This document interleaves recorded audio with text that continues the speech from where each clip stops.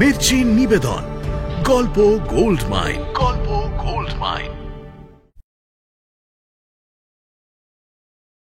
বইটির সত্য আনন্দ publishers private limited কর্তৃক সংরক্ষিত।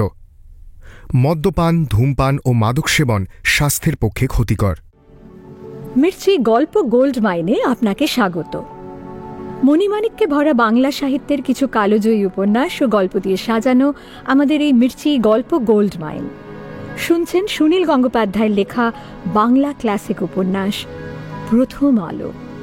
নাট্যরূপ অর্পিতা চট্টোপাধ্যায়, পর্ব পরিচালনায় দেবলীনা, প্রযোজনায় ভিজুয়াল অডিও। শুরু হচ্ছে প্রথম আলো।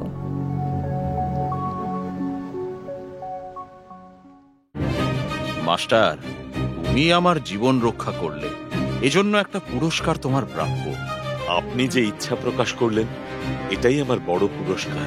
ত্রিপুরা রাজ্যকে তুমি অরাজকতা থেকে বাঁচালে, এর পুরস্কার তো তোমাকে নিতেই হবে। কি সেই পুরস্কার জানো? এর যথার্থ পুরস্কার এই মুহূর্তে তোমার মৃত্যুদণ্ড। এত বড় পুরস্কারের যোগ্য তো কিছু আমি করিনি। না, এর কোনো প্রমাণ রাখা যায় না, তাই আজ তোমাকে মরতেই হবে।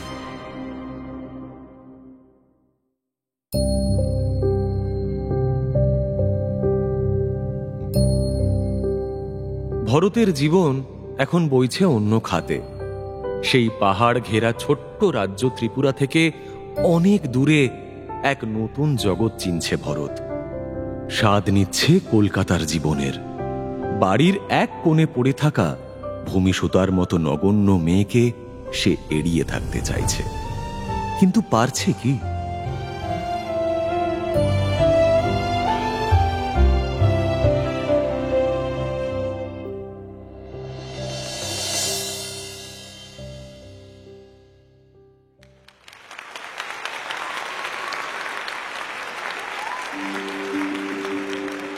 দুদিন পর ভরত কয়েকজন বন্ধুর সঙ্গে গেল ন্যাশনাল থিয়েটারে পাণ্ডবের অজ্ঞাতবাস থিয়েটার দেখতে। বেঙ্গল থিয়েটার আর ন্যাশনাল থিয়েটারের মধ্যে জোর প্রতিযোগিতা চলছে। দুটি মঞ্চেই নামছে নতুন নতুন পালা। বেঙ্গলেরই সুনাম বেশি, ওরা মঞ্চের ওপর ঘোড়া নিয়ে আসে। কিন্তু গিরিশবাবু পাণ্ডবের অজ্ঞাতবাস পালা একেবারে জমিয়ে দিয়েছেন। কীচক আর দুর্যোধন দুটো ভূমিকাতেই নেমেছেন গিরিশচন্দ্র স্বয়ং। অমৃতলাল মিত্তির ভীম আর দ্রৌপদী সেজেছে বিনোদিনী। অভিমন্যু কে সেজেছে তা ঠিক বোঝা যাচ্ছিল না। এক বন্ধু ভরতের কানে কানে বলল, আরে ও তো বনবিহারিণী। তা শুনে ভরত একেবারে থ। বনবিহারিণী নাম করা নায়িকা, সে পুরুষের ভূমিকাতেও এত ভালো অভিনয় করতে পারে? বিনোদিনী আর বনবিহারিণী দুজনেই ঘন ঘন হাততালি পাচ্ছে।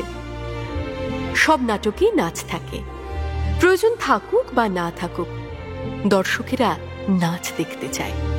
নাটকের শুরুতে এবং ইন্টারভেলের পর সখীর দল খানিকক্ষণ নেচে যায়। এই নাটকে অবশ্য উত্তরার তো নাচেরই ভূমিকা। বৃহন্নলাবেশে অর্জুন তাকে নাচ শেখাবে, কিন্তু উত্তরা সেজেছে ভূষণ কুমারী। তার নাচ মোটেই সুবিধের নয়, শরীর একেবারে শক্ত। নাটক দেখতে দেখতে হঠাৎ ভূমিসুতার কথা মনে পড়ল ভরতের। ভাবল, মেয়েটি নাচতে জানে, গাইতে জানে, কিছু লেখাপড়াও শিখেছে, কিন্তু বিশ্ব সংসারে ওর আপন কেউ নেই। ওকে ঝিগিরি করেই কাটাতে হবে সারা জীবন। ওর তো এই গুণগুলো বৃথা যাবে। একমাত্র থিয়েটারে যোগ দিলে ওর ভাগ্য খুলে যেতে পারে। মেয়েটি দেখতে শুনতেও ভালো, নাচ জানা, গান জানা এমন মেয়ে পেলে লুফে নেবে যে কোনো নাটকে দল। থিয়েটারের মেয়েদের অবশ্য কেউ ভালো বলে না, সমাজে তাদের স্থানও নেই, কিন্তু বাড়ির ঝিদেরও কি গ্রাহ্য করে সমাজ? অভিনেত্রীরা তবুও তো হাততালি পায়, আর বাড়ির ঝি সারাদিন মুখে রক্ত তুলে পরিশ্রম করলেও সত্যিই কি কিছু পায়? ভরতের বন্ধু নীলমাধবের সঙ্গে বিখ্যাত নট অর্ধেন্দুশেখর মুস্তাফি মশাইয়ের কিরকম একটা আত্মীয়তা আছে। ভরত ভাবল, অর্ধেন্দুশেখর বাবুকে ধরে ভূমিসূতকে কোনো নাটকের দলে ঢুকিয়ে দেওয়া কঠিন হবে না, কিন্তু তার আগে আমাকে জানতে হবে ভূমিসূতা এই জীবন আদৌ চায় কিনা।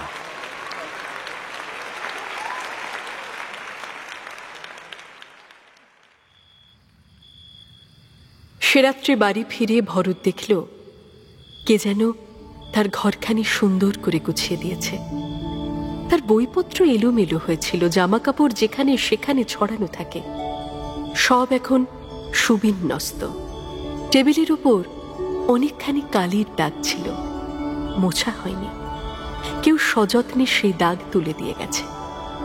আর টেবিলের ঠিক মাঝখানে রয়েছে রূপোর তৈরি সেই পলার আংটি।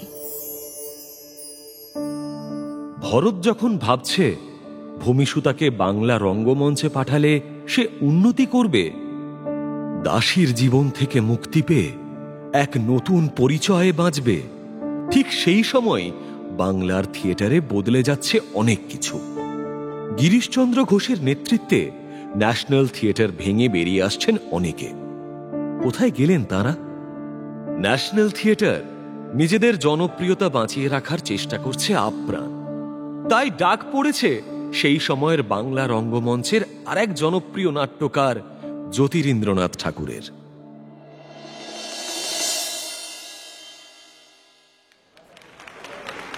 ন্যাশনাল থিয়েটারে গিরিশ ঘোষের পাণ্ডবের অজ্ঞাতবাস জমজমাটভাবে চলছিল। হঠাৎ মালিকের সঙ্গে পরিচালক ও অভিনেতা অভিনেত্রীদের মতের অমিল হল। গিরিশবাবু সদল বলে বেরিয়ে গেলেন।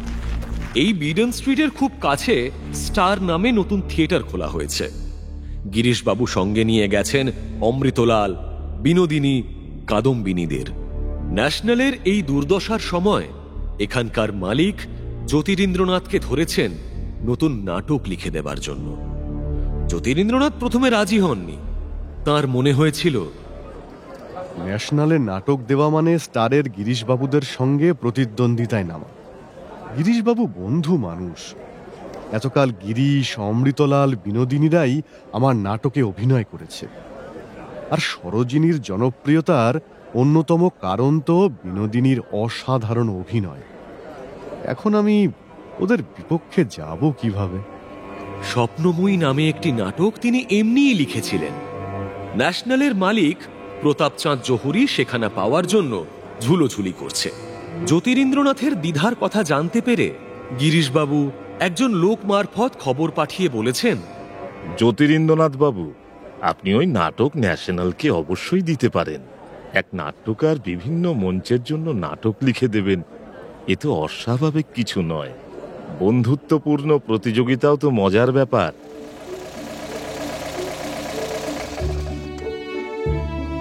6 নম্বর বিডন স্ট্রিটে ন্যাশনাল থিয়েটারের সামনে এসে থামল জ্যোতিরিন্দ্রনাথের ফিটন গাড়ি।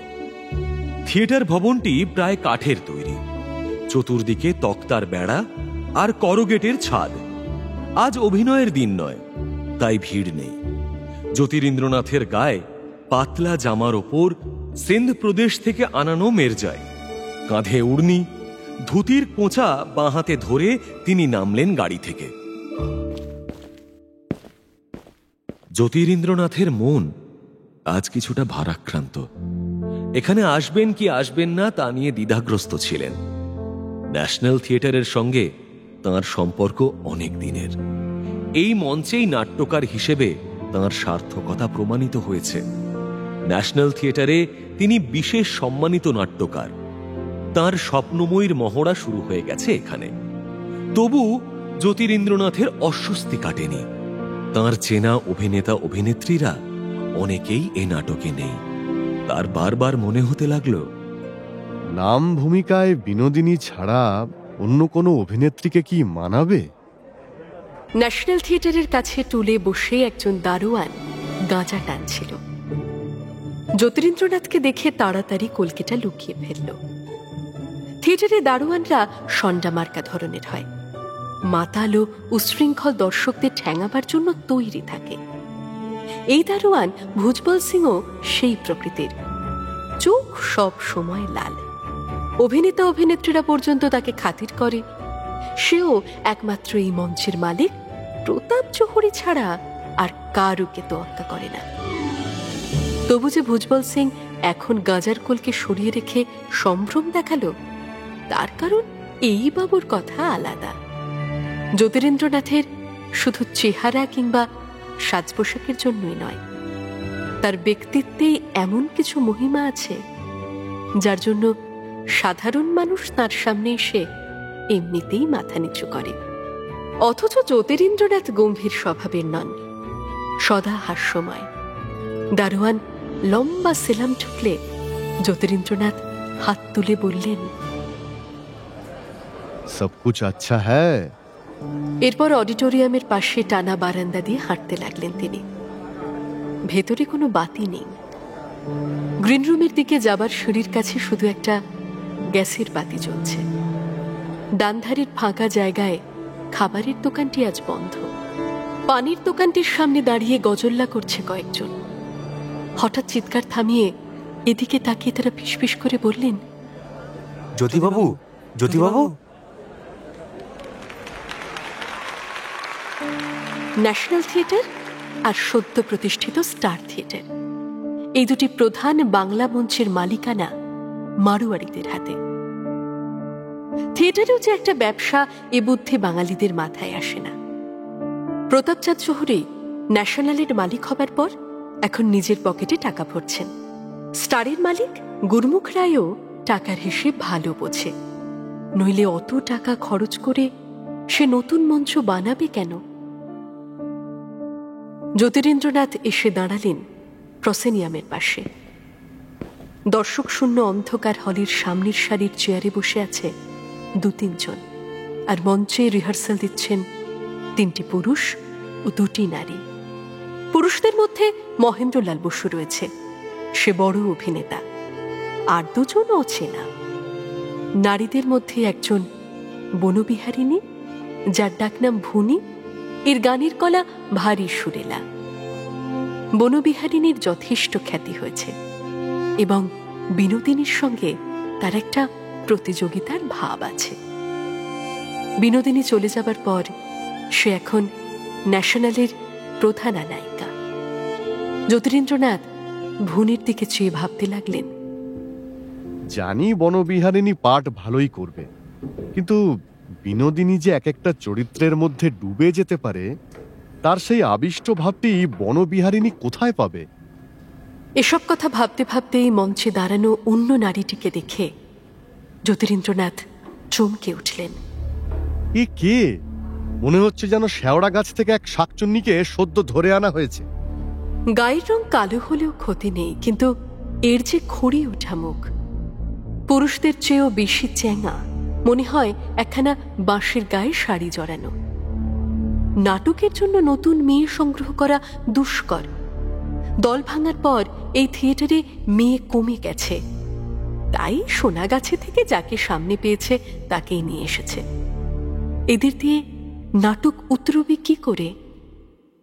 তবে একটা সৌভাগ্যের ব্যাপার, হঠাৎ অর্ধেন্দুশেখরকে পাওয়া গেছে। অর্ধেন্দুশেখর মুস্তাফি গিরিশবাবুরই সমকক্ষ, প্রতিভাবান ও নাট্য শিক্ষক, কিন্তু বড়ই খেয়ালি। কখন যে কোথায় চলে যান তার ঠিক নেই। মাঝে মাঝে কলকাতা শহরে তার পাত্তা পাওয়া যায় না। গিরিশবাবুর দলবল বিদায় নেবার পর এখানে যখন আনন্দমঠের রিহার্সাল চলছিল, তখন অর্ধেন্দুশেখর হঠাৎ এসে উপস্থিত। যদিও এই নাটকে তার উপযুক্ত তেমন পার্ট নেই। সিরিয় কমিক রোলে অর্ধেন্দুশেখরের প্রতিভা ভালো খোলে। এই ঐতিহাসিক নাটক বাদশাহ ঔরঙ্গজেবের আমলে শোভা সিং নামে এক ভূস্বামীর বিদ্রোহ এই নাটকটির বিষয়বস্তু। বরাবরই জ্যোতিরিন্দ্রনাথ তার নাটকের কাহিনীর মধ্যে দেশপ্রেমের আদর্শ ছড়িয়ে দেন। তিনি স্পষ্ট বলেন, পরাধীন জাতির কাছে নাট্যমঞ্চ একটা বড় অস্ত্র। নাটকের অভিনয়ের মাধ্যমে জনসাধারণের মধ্যে স্বাদেশিকতার ভাবনা সঞ্চারিত করা যায়।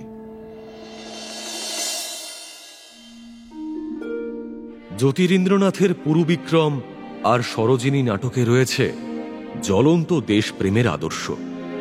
আরও অনেকে সেরকম নাটকই রচনা করছিলেন, কিন্তু ব্রিটিশ রাজসভার যুবরাজ সপ্তম এডওয়ার্ডের ভারত সফর উপলক্ষে সব গোলমাল হয়ে গেল। সপ্তম এডওয়ার্ড ভারতের রাজধানী কলকাতায় এসে কোনো হিন্দু পরিবারের অন্দরমহল পরিদর্শন এবং ভারতীয় নারীদের আচার ব্যবহার সম্পর্কে জানতে আগ্রহ দেখালেন।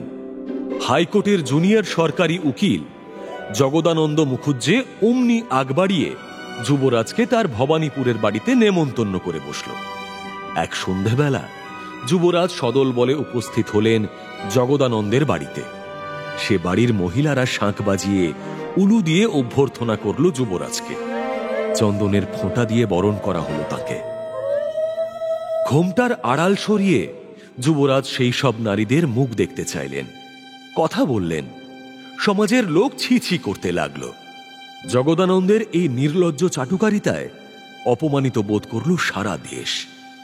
থিয়েটার চটপট নামিয়ে ফেলল এক প্রহসন। এখান থেকেই শুরু হলো থিয়েটারে পুলিশের হানা, নাটক বন্ধ করে দেওয়া ইত্যাদি। গ্রেট ন্যাশনালের কর্ণধার উপেন্দ্রনাথ দাস পুলিশকে ভয় না পেয়ে নাটকে প্রতিবাদ জারি রাখলেন।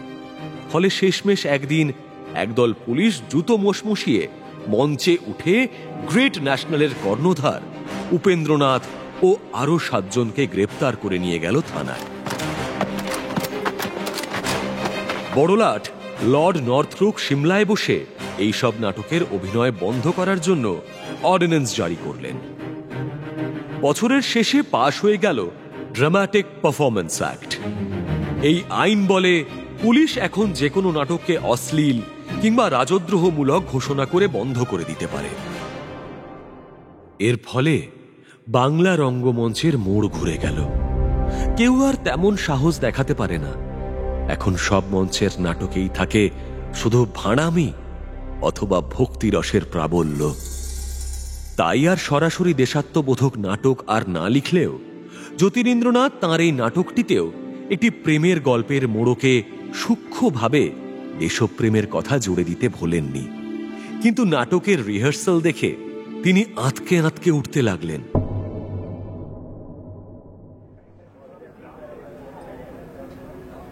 ড্রেস রিহার্সাল নয়, অভিনেতা অভিনেত্রীরা যেমন তেমন ভাবে পাঠ বলে যাচ্ছে। শোভা সিং এর ভূমিকায় মহেন্দ্রলাল এখন পরে আছে একটা লুঙ্গি ও ফতুয়া, হাতে হুঁকো। মাঝে মাঝে তলোয়ার তোলার ভঙ্গিতে সেই হুঁকোটাই উঁচু করে তুলছে। ছিটকে পড়ছে টিকের আগুন। বনবিহারিণীর হাতে মদের গেলাস। অভিনয়ের দিনেও 2-1 ঢোক না খেয়ে সে মঞ্চে নামতে পারে না। সেই অবস্থাতেই নতুন মেয়েটির সঙ্গে পাঠ বলছে বনবিহারিণী। কে আসে? কার পদশব্দ শোনা যায়? ঘোর দুচ্ছময় ধেয়ে আসে সত্তর পক্ষ, রাছি রাছি ছানা। ছানা কিলা? সেনা বল সেনা, রাশি রাশি সেনা। ছানাই তো বলছি, ছানা। ও মহেন্দ্রলাল বাবু, ছানা আসছে গো, রাছি রাছি ছানা। আপনি কিছু বলুন। ওই ছানা দিয়ে রসগোল্লা বানাবি নাকি? এ দিয়ে তো আর যুদ্ধ হবে না। এরপর আবার আছে শুভ কুসুমের মতো শিশুগুলি। তা কি করে বলবি? এই তো বলছি, দেখো না, শুভ্ভর কুসুমের মতো শিশুগুলি। কি হয়নি? তোর হিরোইন হওয়া আটকায় কে? ও সাহেব, একে আরো বড় পাঠ দাও। অডিটোরিয়ামে প্রথম সারিতে বসে আছেন অর্ধেন্দু শেখর। তিনি সহাস্যে বললেন, তাহলে আরেকটা নাটক বাঁচতে হয় যাতে তালেবের শ কিংবা দন্তর শ নেই একটাও। अरे ये नाटक 50% तैयार हो गया, এটা কেন বাদ যাবে বলুন তো? রাইটার বাবু को बोल दीजिए ना, सब डायलॉग থেকে 100 और 100 उतर देवे। अभी दूसरा लड़की कहाँ से मिलेगा बाबू? ওই তো রাইটার বাবু এসে গেছেন। ঠাকুর বাবু তরতর করে উইংসের দিকে ছুটে এসে সে জ্যোতিরিন্দ্রনাথের হাত ধরে নিয়ে এলো মঞ্চের মাঝখানে। তারপর অভিমানে ঠোঁট ফুলিয়ে বলল, ঠাকুর বাবু, আপনি আমার পাঠে এখনো গান লিখে দিলেন না। কবে আর আমি গান তুলবো? 1 হপ্তাহ মোটে আর সময় আছে। नमस्ते ठाकुर बाबू, नमस्ते। আচ্ছা, আপনি কি আমার নাটকের ডায়ালগ থেকে সমস্ত দন্তস্ব আর তালিবস্ব তুলে দিতে চান? তাহলে প্লে বন্ধ রাখুন। আরে রাম রাম, ওটা কোথার কথা, আপনি সিরিয়াস মানলেন? আরে আপনার প্লে ঠিক যেমন আছে তেমন হবে, একটা ডায়লগও বাদ যাবেন। এ মাগিটাকে দিয়ে টেরাই করছিলাম, আরে ওকে চাকরানির পাঠ দিন, ওর দুসরা মাগি আসবে। ভুল উচ্চারণ শুনলে জ্যোতিরিন্দ্রনাথের প্রায় শারীরিক কষ্ট হয়। উচ্চারণ শুদ্ধ করার জন্যই তিনি ঘন ঘন মহড়া দেখতে আসেন। অর্ধেন্দু শেখরের দিকে তাকিয়ে তিনি বললেন, সাহেব, উচ্চারণ ঠিক না হলে সংলাপের রস নষ্ট হয়ে যায়। আর কিছুদিন দেখব, তবে মনে হয় না একে দিয়ে হবে। ঠাকুর বাবু, বলছি আপনার পেলেটাতে 2-3 নাচ জোরকে দিজিয়ে না, আমাদের ভুনি বহুত আচ্ছা নাচ দেখাতে পারে। ওর চরিত্রে নাচ মানাবে না। নাটক আরম্ভের আগে আপনি যত ইচ্ছে সখীদের নাচ দিন। বনবিহারিণীর জন্য কয়েকখানা গান আমি লিখে দেব। খুব ভালো গান চাই কিন্তু। আহা, কি অপূর্ব গান লিখেছিলেন।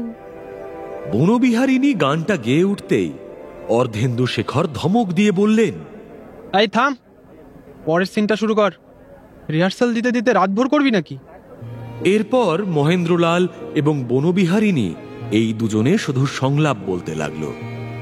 দুজনেরই অনেক দিনের অভিজ্ঞতা, যে কোনো ভূমিকায় মানিয়ে নিতে পারে। তবু জ্যোতিরিন্দ্রনাথের মনে হল, নাম ভূমিকায় বিনোদিনীকে পেলে নাটকটি আরো প্রাণবন্ত হতে পারত। কিন্তু বিনোদিনী এখন স্টারে, আর স্টার থিয়েটার তাঁর নাটক নেবে না। গিরিশবাবু এখন নিজেই সবেগে এত নাটক লিখছেন যে অন্য কোনো নাট্যকারের আর মুখাপেক্ষী নন তিনি। একটা দৃশ্য শেষ হবার পর অর্ধেন্দু শেখর জিজ্ঞেস করলেন, কেমন দেখলেন জ্যোতিবাবু? ঠিক আছে, এমনিতে বেশ ভালোই হচ্ছে, তবু একটা জিনিসের যেন অভাব, মানে জীবনের একটা উচ্ছলতা। ও জন্য ভাববেন না, ও আমরা ঠিক স্টেজে মেরে দেব। জ্যোতিরিন্দ্রনাথ জামার পকেট থেকে একটা গোল সোনার ঘড়ি বার করে ডালা টিপে দেখলেন। রাত 9:10। এবার তাকে বাড়ি ফিরতেই হবে। প্রতাপচাঁদ একটা খুব জরুরি গোপন কথা জানাবার ভঙ্গিতে বলল, শোনেন ঠাকুর বাবু, আমি একটা প্ল্যান করেছি। স্টারে गिरीश बाबू का दक्ष जागिया प्लेटा इतना सक्सेसफुल কেন হলো জানেন? সাহেব বাবু সে শুনে নিন। গিরিশ ওর দক্ষযোগ্য স্টেজে নামাবার আগে কি করেছে জানেন? ইদানিং ও তো খুব ঠাকুর দেবতার ভক্ত হয়েছে। আগে ছিল ঘোর নাস্তিক, এখন সর্বক্ষণ মা মা করে। তা ওর দক্ষযোগ্য নাটকের ড্রেস রিহার্সাল হয়েছে কালীঘাটে। একদিন রাত্রিরে নাট মন্দির খালি করে দক্ষযজ্ঞের ড্রেস রিহার্সাল হলো। প্রধান দর্শক মা কালীর মূর্তি। প্রতাপচাঁদের ধারণা হয়েছে ওই জন্যই দক্ষযজ্ঞ এত জমে গেছে। কালী মাইজির আশীর্বাদ আছে।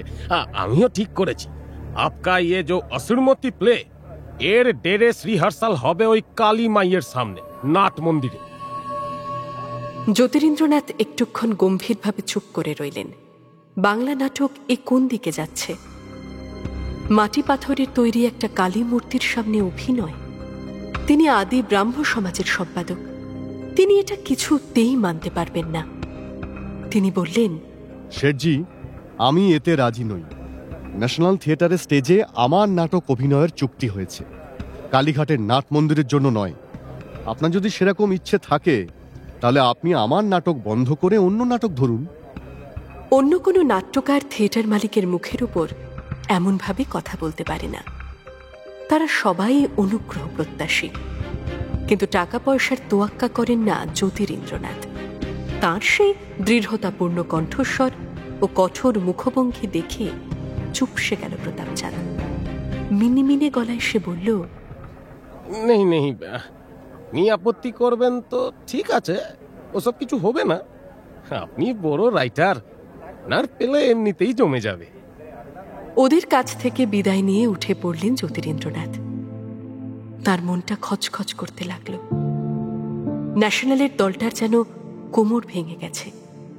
তার নাটক এরা সার্থক করতে পারবে কিনা সন্দেহ। গেটের বাইরে এসে জ্যোতিরিন্দ্রনাথ নিজের গাড়িতে উঠতে যাবেন এমন সময় মস্ত বড় একটা টমটম গাড়ি থামল একটু দূরে। তার ভেতর থেকে মুখ বাড়িয়ে গিরিশ ঘোষ বললেন, জ্যোতিরিন্দ্রনাথ বাবু যে, নমস্কার নমস্কার, কেমন চলছে মহড়া? সেই গাড়ির দিকে এগিয়ে গেলেন জ্যোতিরিন্দ্রনাথ। গিরিশবাবু ছাড়া বিনোদিনী এবং আরেকজন পুরুষ বসে আছে তার মধ্যে। বিনোদিনীও জ্যোতিরিন্দ্রনাথকে নমস্কার জানালো। অন্য যে একজন বসে আছে তার বয়স 18-19-এর বেশি নয়। মাথায় পাগড়ি, গলায় মুক্তোর মালা, মুখখানা এমনই কচি যে মনে হয় একটি শিশুকে বয়স্ক ব্যক্তি সাজানো হয়েছে। তার পরিচয় শুনে জ্যোতিরিন্দ্রনাথ রীতিমতন বিস্মিত হলেন। এই গুরমুখ রায়। জ্যোতিরিন্দ্রনাথ শুনেছিলেন বটে যে এক বড়লোক মারোয়ারি যুবক স্টার থিয়েটার গড়ার জন্য প্রচুর অর্থ বিনিয়োগ করেছে।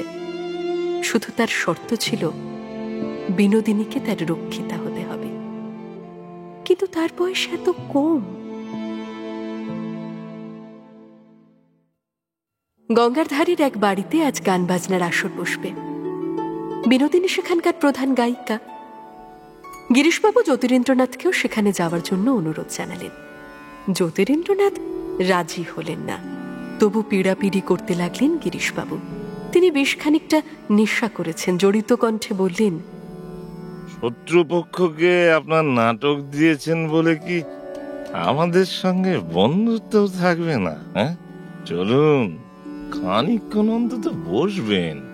জ্যোতিরিন্দ্রনাথ আর প্রত্যাখ্যান করতে পারলেন না। তার গাড়িতে এসে উঠে বসলেন গিরিশবাবু। দুটি গাড়ি ছুটল গঙ্গার দিকে। জ্যোতিরিন্দ্রনাথের বাড়ি ফেরা হলো না। ওদিকে ত্রিপুরার মহারাজ বীরচন্দ্র মাণিক্য তাঁর নতুন রানীকে নিয়ে বেরিয়েছেন রাজধানী ছেড়ে। সঙ্গে আছে কলকাতার মাস্টার শশীভূষণ। তাঁরা এসে উপস্থিত ধর্মনগরে।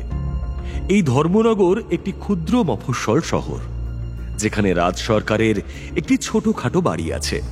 কিন্তু সস্ত্রীক সপরিষদ মহারাজ বীরচন্দ্রের পক্ষে সে বাড়ি অনুপযুক্ত। তাই শহরের একটু বাইরে রাজকীয় তাঁবু খাটানো হয়েছে। প্রধান তাঁবুতে বীরচন্দ্রের সঙ্গে রয়েছে তার নতুন রানী মনোমোহিনী। এর মধ্যে তার অনেকখানি পরিবর্তন হয়েছে। সে আর ডান পিঠে কৌতুকময়ী বালিকাটি নয়, শরীর বেশ ডাগর। তার হাবভাবে ফুটে ওঠে রাজমহিষী সুলভ গাম্ভীর্য। মনোমোহিনী বুদ্ধিমতী। সে বুঝেছে যে মহারাজের উপযুক্ত সঙ্গিনী হয়ে উঠতে না পারলে প্রাসাদে তার মর্যাদা থাকবে না। মহারাজও কিছুদিন পরেই তাকে নজরের আড়াল করে দেবেন। এখন সে মহারাজের নর্মসঙ্গিনী শুধু নয়, বীরচন্দ্রের কবিতাও আগ্রহের সঙ্গে শোনে, বোঝার চেষ্টা করে। সেবা যত্নে সে মহারাজকে তাঁর প্রধানা মহারানী ভানুমতির শোক অনেকটা ভুলিয়ে দিয়েছে। বীরচন্দ্রের পূর্ববর্তী কোনো রাজা রাজধানী ছেড়ে বেশি দিন বাইরে থাকেননি। সমগ্র রাজ্যটি কখনো ঘুরেও দেখেননি। সিংহাসনটি অন্য কে কখন জবরদখল করে নেয় তার তো ঠিক নেই। বংশের ইতিহাসে ভ্রাতৃবিরোধ এবং সেনাপতিদের বিশ্বাসঘাতকতার ঘটনার অভাব নেই। বীরচন্দ্রের সেরকম কোনো ভয় নেই। তার সিংহাসন এখন মোটামুটি নিঃসংকট। যুবরাজ রাধাকিশোরের উপর তিনি রাজকার্য পরিচালনার ভার দিয়েছেন। তাকে সাহায্য করবেন মহারাজের নিজস্ব সচিব রাধারমণ ঘোষমশাই। এই ঘোষমশাইয়ের বিশ্বস্ততা ও দক্ষতার উপর বীরচন্দ্রের পূর্ণ আস্থা আছে। বীরচন্দ্র ভ্রমণ বিলাসী ও সৌন্দর্য পিপাসু, তাই মাঝে মাঝে দূরে দূরে চলে যান। সকালবেলা 10খানি লুচি ও 1 জামবাটি ভর্তি মোহনভোগ দিয়ে জলখাবার সেরে বীরচন্দ্র অশ্বারোহণে বেরিয়ে পড়লেন। সঙ্গী শুধু শশীভূষণ, আর পিছনে 3 জন বন্দুকধারী দেহরক্ষী। ডিসেম্বর মাস, তবু শীত তেমন প্রবল নয়। বীরচন্দ্র পরে আছেন পাতলুন ও কোট, মাথায় পাগড়ি। অশ্বপৃষ্ঠে চলার সময়ও তার মাঝে মাঝে গড়গড়া টানা চাই। একজন হুঁকো বরাদর সঙ্গে সঙ্গে ছুটছে। মহারাজের ইঙ্গিত পেলেই সে গড়গড়ার নলটি এগিয়ে দিচ্ছে। শশীভূষণ ধুতি পাঞ্জাবি পরে আছেন, ঊর্ধ্বাঙ্গে একটা শাল জড়ানো। ঘোড়ায় চড়তে গেলেই যে বিলাতি পোশাক পরতে হবে এমনটা তিনি বিশ্বাস করেন না। তার সঙ্গে রয়েছে একটা বড় চামড়ার কেস ভর্তি ক্যামেরা। সামনে পাহাড়ের সারি, তা ঘন বনে ঢাকা। সরু পায়ে চলা পথ ছাড়া কোনো তৈরি পথ নেই। মাঝে মাঝে দুপাশের গাছের ডাল এসে গায়ে লাগে। এদিকের পাহাড়গুলি বড় নয়, টিলাই বলা যায়, তবু আকাশের গায়ে এই ঢেউ খেলানো দিগন্ত রেখা বড় মনোহর। মহারাজ, পাহাড়ের গায়ে ওই যে জঙ্গল, তা দেখে মনে হয় যেন কোনোদিনও মানুষের পায়ে বিধ্বস্ত হয়নি। প্রকৃতি এখনো আদিম অবস্থায় রয়েছে এখানে। আমার ত্রিপুরা অতি সুন্দর, প্রকৃতি এখানে অকৃপণ। জঙ্গলে যেসব মানুষজন থাকে তারাও জঙ্গলকে অপবিত্র করে না। তুমি উদয়পুর থেকে অমরপুর পর্যন্ত বড়মুড়া পাহাড় শ্রেণী দেখেছ? কি অপূর্ব! আগে না, এই দেশটির অনেক কিছুই আমার এখনো দেখা হয়নি। সেই পাহাড়কে মনে হয় যেন দেবতাদের লীলাস্থল। আমি তো বড়মুড়াকে দেবতামুড়া বলি। তবে দুঃখ কি জানো মাস্টার, আমাদের এই ত্রিপুরার সৌন্দর্যের কথা বাইরের অনেকেই জানে না।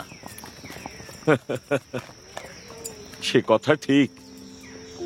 এ দেশ সম্পর্কে অনেকেরই ধারণা নেই, মনে করে অতি দূর দুর্গম স্থান। কলকাতায় অনেকে ভাবে ত্রিপুরায় বুঝি শুধু পাহাড় আর জঙ্গল, শহর টহর কিছু নেই। আর আমি বনগাঁয়ে শিয়াল রাজা। তোমাদের কলকাতার লোকেদের কথা আর বলো না, তারা সব পশ্চিমমুখ, পূবের দিকে তাকাতে জানে না। সূর্য ওঠে পূবে আর কলকাতার শিক্ষিত লোকেরা বিলেতের দিকে চেয়ে প্রণাম ঠোকে। তোমাদের এক কবি এমবাড়ুজ্জে লিখেছেন, চীন ব্রহ্মদেশ, অসভ্য জাপান, তারাও স্বাধীন, তারাও প্রধান, ভারত শুধুই ঘুমায় রয়। আচ্ছা বলো তো, জাপান কি সত্যই অসভ্যদের দেশ? জাপানিরা কোনোদিন বাইরের কোনো শক্তির কাছে পরাধীন হয়নি। ওদের সম্রাট সূর্য দেবতার বংশধর। সেখানকার সব লোক বৌদ্ধ, তারা হয়ে গেল অসভ্য? তোমাদের কবি চীন ব্রহ্মদেশকে অসভ্য বলেছেন নাকি? আপনি ঠিকই বলেছেন মহারাজ, এসব অজ্ঞতার ফল। চীন জাপান সম্পর্কে অনেকেই কিছু জানে না। এ দেখুন না, জাপানে যে সূর্যকে দেবতা না ভেবে দেবী রূপে কল্পনা করা হয়, তাই বা জানে কজনা। আসলে হয়েছে কি জানেন, এই ভারতের ওপর বারবার আক্রমণ হয়েছে উত্তর আর পশ্চিম থেকে। আগে মোগল পাঠানরা এলো, তারপর পর্তুগিজ, ওলন্দাজ, ফরাসি, ইংরেজরা। সেই জন্যই ভয়ে বা বিস্ময়ে বা ভক্তিতে গদগদ হয়ে এ দেশের মানুষ তাকিয়ে থাকে ওই পশ্চিমের দিকেই। যারা চীন জাপানকে অসভ্য বলে তারা যে ত্রিপুরাকে জঙ্গলি ভাববে তাতে আর আশ্চর্য কি? হেমবাড়ুজ্জে লিখেছেন বলেই যে সকলে ওরকম মনে করে তার কোনো মানে নেই।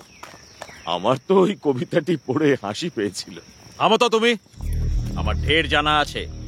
কলকাতার মানুষ তাদের অজ্ঞতা ঢাকবার জন্য এসব কথার মারপ্যাচ ব্যবহার করে। শশীভূষণ চুপ করে গেলেন। কিছুক্ষণ মন দিয়ে গড়গড়া টানতে লাগলেন বীরচন্দ্র। ঘোড়া দুটি দুলকি চালে এগিয়ে চলল পাহাড় শ্রেণী পাদদেশের দিকে। একটু পরে বীরচন্দ্র হঠাৎ বিষয় পরিবর্তন করে বললেন, বুঝলে মাস্টার, আজ আমার মনটা একটু খারাপ। কেন মহারাজ? কথাটা তোমাকে বলা উচিত কিনা জানি না, আমার কনিষ্ঠা রানী আজ আমাদের সঙ্গে আসবার জন্য আবদার করছিল। বয়স তো কম, একেবারে অবুঝ। আমি বললাম আমাদের ঘোড়ায় চেপে যেতে হবে, পালকি যাবার রাস্তাও নেই। তাতে সে বলে সে নাকি ঘোড়ায় চড়তে জানে, মণিপুরে থাকতে শিখেছে। আরে তাহলে তাকে নিয়ে এলেন না কেন মহারাজ? তোমার কি মাথা খারাপ হয়েছে? ত্রিপুরা রাজ্যের রানী প্রকাশ্যে ঘোড়ায় চড়ে যাবে, লোকে তার মুখ দেখবে, আমাদের বংশমর্যাদা ধুলোয় লুটোবে না? আমাদের কলকাতায় কিন্তু অসুবিধে হতো না। সেখানকার বড় মানুষেরা স্ত্রীদের সঙ্গে নিয়ে ঘোড়ায় চাপেন। দেবেন ঠাকুরের ছেলে জ্যোতিবাবু তার পত্নীকে নিয়ে বেরোতেন শুনেছি। আর আমি নিজে গড়ের মাঠে রাজা মহারাজদের দেখেছি, সাহেব মেমদের পাশাপাশি বউ নিয়ে হাওয়া খাচ্ছেন। আসবার সময় দেখলাম ছলো ছলো নয়নে সে তাকিয়ে আছে। এখন নিশ্চয়ই কান্নাকাটি করছে সে। মহারাজ, আমি একটি প্রস্তাব জানাবো। আপনি কলকাতায় একটা অট্টালিকা বানান, সেখানে আপনি মাঝে মধ্যে গিয়ে থাকবেন। আমার মনে হয় এটা বিশেষ দরকার। দরকার?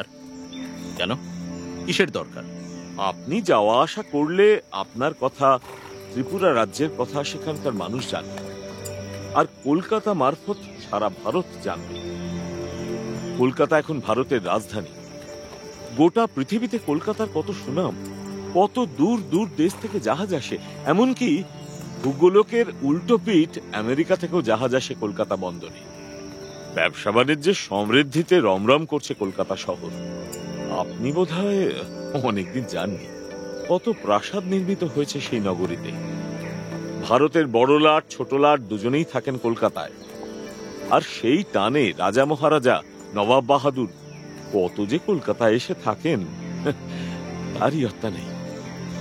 কুচবিহার, ময়ূরভঞ্জ, মহীশূর, জয়পুর ইত্যাদি সব রাজাদেরই নিজস্ব বাসভবন আছে কলকাতায়।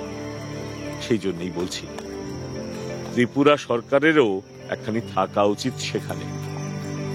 আর তাছাড়া আপনার ফটোগ্রাফির এত শখ, কলকাতায় ফটোগ্রাফির ক্লাব আছে, বার্ষিক প্রদর্শনী হয়। থাক, আমাকে আর কলকাতার গুণপনা শোনাতে হবে না। আমি কলকাতায় গেছি, অত মানুষের ভিড় আমার ভালো লাগে না। শশীভূষণ চুপ করে গেলেন। এবারে ওদের পাকদণ্ডি ধরে চড়াইয়ে উঠতে হবে। অতি সাবধানে অশ্বচালনা করতে হবে এখানে। মাঝে মাঝে একপাশে খাদ, তবে স্নিগ্ধ বাতাস বইছে। শোনা যাচ্ছে নানা রকম পাখির ডাক। অরণ্য থেকে ভেসে আসছে টাটকা সবুজ গন্ধ। তীর্থযাত্রীরা ছাড়া এই পথ দিয়ে আর কেউ যায় না। একটি কাঠুরেরও দেখা পাওয়া গেল না। বীরচন্দ্র এখনো চিন্তা করছেন মনোমোহিনীর কথা। কল্পনায় স্পষ্ট দেখতে পাচ্ছেন অভিমানের কান্নায় ভেসে যাচ্ছে সেই মুখ। অরণ্যের এই নিস্তব্ধতার মধ্যে কথা বলতেও ইচ্ছা করে না। শশীভূষণ অভিভূতভাবে দুপাশের গাছপালা দেখতে দেখতে এগোলেন। হঠাৎ একটা যেন হলুদ রঙের উল্কা ছিটকে এলো জঙ্গলে। সেটা ঝাঁপিয়ে পড়ল বীরচন্দ্রের ঘোড়ার উপর। প্রথমে কয়েক মুহূর্ত কেউ বুঝতেই পারল না যে সেটা একটি বাঘ। ঘোড়াটার টুটি কামড়ে ধরে গর্জন করে উঠল বাঘটা। তখন একটা বিকট কোলাহল শুরু হয়ে গেল। হুকো বরাদার ভয়ে পালাতে গিয়ে পড়ে গেল খাদে। দেহরক্ষী দুজন বন্দুক তাক করতে গিয়ে দেখলো টোটা ভরা নেই। বীরচন্দ্রের কাছে বন্দুক নেই যদিও, কিন্তু অতি বন্দে ঝুলছে তলোয়ার। ঘটনার আকস্মিকতায় তিনিও এমনই বিহ্বল হয়ে গেলেন যে টানাটানি করেও তলোয়ার কুশমুক্ত করতে পারলেন না। ঘোড়া থেকে তিনি পড়ে গেলেন মাটিতে। দেহরক্ষীদের মধ্যে একজন বন্দুকে টোটা ভরার পরও এমনই কম্পিত হাতে গুলি চালালো যে তা বাঘটার ধারের কাছেও গেল না। বাঘটা এবার ঘোড়াটাকে ছেড়ে বীরচন্দ্রের দিকে আক্রমণ উদ্যত হয়েছে। শশীভূষণ নিজের ঘোড়া থেকে লাফিয়ে নেমে বিদ্যুৎ বেগে ছুটে গিয়ে অন্য দেহরক্ষীটির হাত থেকে কেড়ে নিল বন্দুক। তারপর সোজা বাঘটির মাথার দিকে পরপর দুটি গুলি চালালেন। কিছুকাল আগে তিনি বিশিষ্ট শিকারী ছিলেন, তার লক্ষ্য ভ্রষ্ট হবার কথা নয়। বাঘটি আর মাথা তুলতে পারল না। শশীভূষণ বীরচন্দ্রকে তুলে ধরে বললেন, মহারাজ, মহারাজ, আপনার কোথাও লাগেনি তো? চপ! হুকো বরাদার কোথায় গেল? তাকে খোঁজো। ঘোড়াটির গলা থেকে গল গল করে রক্ত পড়ছে, চিৎকার করছে মৃত্যু যন্ত্রণায়। তার বাঁচার কোনো আশা নেই। বন্দুকে আবার টোটা ভরে শশীভূষণ ঘোড়াটির ভব যন্ত্রণা শেষ করে দিলেন। সমগ্র ঘটনাটি ঘটে গেল মাত্র 2-3 মিনিটের মধ্যে। কতখানি বিপদ যে ঘটতে পারত এবং প্রায় বিনা ক্ষতিতে যে উদ্ধার পাওয়া গেল তা উপলব্ধি করতে সময় লাগলো আরো কিছুক্ষণ। হুঁকো বরাদার বেশি নিচে পড়েনি, তাকে উদ্ধার করা হলো। ওরা সবাই মিলে মৃত বাঘটিকে ঘিরে মন্তব্য করতে লাগলো নানা রকম। গায়ে ছাপ ছাপ দেওয়া বেশ বড় আকারের চিতা, এর চামড়া অতি মূল্যবান। একজন দেহরক্ষী জিজ্ঞেস করল, মহারাজ, এর চামড়াটা খুলে নেব? বীরচন্দ্র আবার দুদিকে মাথা নাড়লেন, হাতের ইঙ্গিতে সরে যেতে বললেন তাদের। এবার নিজে কাছে এসে ভালো করে দেখলেন তার আততায়ীকে। সাধারণ বাঘের চেয়েও চিতা অনেক দুঃসাহসী ও হিংস্র। আজ ত্রিপুরার সিংহাসন শূন্য হয়ে যেতে পারত। তিনি পা দিয়ে ঠেলে ঠেলে মৃত বাঘটিকে নিয়ে এলেন খাদের কিনারে, তারপর জোরে ধাক্কা দিয়ে ফেলে দিলেন অনেক নিচে। ঘাড় ঝুঁকিয়ে সেটা দেখার পর শশীভূষণের দিকে ফিরে বললেন, মাস্টার, তুমি আমার জীবন রক্ষা করলে, এজন্য একটা পুরস্কার তোমার প্রাপ্য। আপনি যে ইচ্ছা প্রকাশ করলেন, এটাই আমার বড় পুরস্কার। আর কিছু চাই না, আমি কর্তব্য করেছি মাত্র। এটা শুধু কর্তব্য নয়, বীরত্ব, সাহস। ত্রিপুরা রাজ্যকে তুমি অরাজকতা থেকে বাঁচালে, এর পুরস্কার তো তোমাকে নিতেই হবে। কি সেই পুরস্কার জানো? শশীভূষণ চুপ করে রইলেন। বীরচন্দ্র তার হাত থেকে বন্দুকটি নিয়ে বললেন, এর যথার্থ পুরস্কার এই মুহূর্তে তোমার মৃত্যুদণ্ড। দুচক্ষু বিস্ফারিত হয়ে গেল শশীভূষণের। বীরচন্দ্রের শীতল কণ্ঠস্বর শুনেই বোঝা যায় তিনি কৌতুক করছেন না। তবু তিনি খানিকটা অবিশ্বাসের সঙ্গে বললেন, এত বড় পুরস্কারের যোগ্য তো কিছু আমি করিনি। তুমি একজন মাস্টার, তোমার তো বন্দুক ধরার কথা নয়। তোমার উচিত ছিল ভয়ে কাপড় নষ্ট করে ফেলা কিংবা রাস্তায় গড়াগড়ি দিয়ে বলির পাঁঠার মতো চেঁচানো। তুমি গুলি চালিয়ে আমার প্রাণ বাঁচালে কেন? বীরচন্দ্র বন্দুক তুলে তাক করলেন শশীভূষণের দিকে। শশীভূষণ এখনো বুঝতে পারছেন না এটা কি ধরনের মশকরা। বীরচন্দ্র একটা দীর্ঘশ্বাস ফেলে আবার বললেন, ত্রিপুরার মহারাজ একটা সামান্য বাঘের আক্রমণ থেকে আত্মরক্ষা করতে পারেননি। এটা কি তার পক্ষে গৌরবের কথা? তার অপদার্থ দেহরক্ষীগুলো বন্দুক ধরতেই শেখেনি। ত্রিপুরার মুকুট রক্ষা করলো কিনা এক ধুতি পাঞ্জাবি পরা বাঙালি বাবু। আকুর লোকেরা শুনে হাসবে। না, এর কোনো প্রমাণ রাখা যায় না। লোকে জানবে বাঘের থাবায় আসলে মরেছ তুমি, বুঝলে? তাই আজ তোমাকে মরতেই হবে।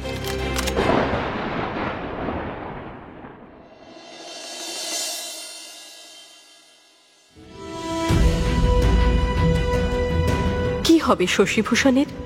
রাজা রাজরার খেয়ালে কি প্রাণ খোয়াবে ভবানীপুরের সিংহবাড়ির ছোট ছেলে?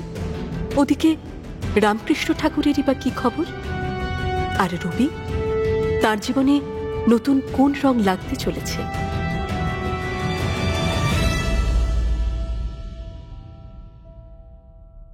মির্চি গল্প গোল্ড মাইনে শুনছেন সুনীল গঙ্গোপাধ্যায়ের লেখা প্রথম আলো। উপস্থাপনায় শিবাশিস বন্দ্যোপাধ্যায়, নাট্যরূপ অর্পিতা চট্টোপাধ্যায়, পর্ব পরিচালনায় দেবলীনা, মুখ্য চরিত্রে কথক অর্ঘ্যমাল্য মাইতি ও পিয়ালি পাঠক, জ্যোতিরিন্দ্র অভিষেক মুখার্জি, মহেন্দ্রলাল, আলোক মল্লিক, শশীভূষণ, রূপান দাশগুপ্ত, বীরচন্দ্র, ইন্দ্রনীল ভাদুরী, গিরিশ, জয় মুখার্জি। এছাড়াও রয়েছে অন্যান্য শিল্পীবৃন্দ। আবহ সঙ্গীত জয় ঘোষ, প্রযোজনায় ভিজুয়াল অডিও, সৃজনশীল পরিচালনায় ইন্দ্রাণী চক্রবর্তী। শুনলেন মির্চি গল্প গোল্ড মাইন, সুনীল গঙ্গোপাধ্যায়ের লেখা প্রথম আলো।